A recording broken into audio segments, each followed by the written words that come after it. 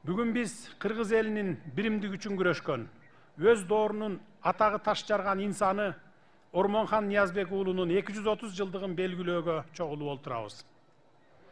19 кылымдын башында Кыргыз элинин биз кыргызбыз деген этностук аң сезими андан ары өнүгүп, жаңы баскычка көтөрүлүп, ушундан улам журт жакшылары уруулук бытырандылык, көз каранды эместиктин жоюлушуна алып келерин жакшы түшүнө баштаган.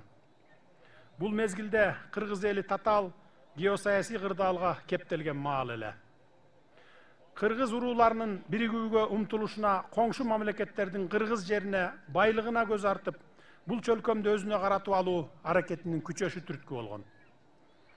Ушундай татаал кырдаалда Ормон Ниязбек уулу бытырандык кыргыз урууларын бир хандыкка бириктирүү демилгесин көтөрүп, бул маселе боюнча уруу башчылары менен кеңеш курган.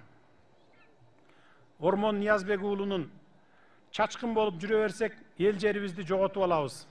Ата-бабаларыбыздын жолун улап өзүбүзгө хан шайлап алалы, ханды эл шайласын деп курултай чакырганынын өзү эле анын келечекти көрө билген көсөм саясатчы болгонун айгинелеп турат.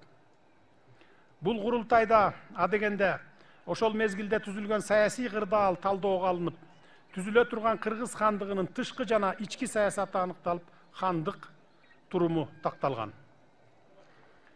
Ушундан кийин уруу башчылары хандык бийликке Ормон Ниязбек уулу татыктуу деп эсептешип, аны ак кийизге салып хан көтөрүшкөн. Ошентип Кыргыз эли көп кылымдар илгери жоголгон өз алдынча Нукура Кыргыз хандыгын кайра жараткан. Ошондуктан Ормонхан атабыздын Кыргыз элинин эгемендиги үчүн жасаган эрдиги менен өтөгөн эмгеги татыктуу бааланышы керек. Ормонхан бийлик жүргүзгөн жылдары хандыкты ички тартипти, ынтымактыкты чыңдоо, эл аралык мамилелерди жөнгө салуу, чек араларды тактоо, бийликти бекемдөө, элдин турмушун, маданиятын жакшыртуу багытында бир катар маанилүү аракеттер жасалгандыгын тарыхый маалыматтар тастыктайт.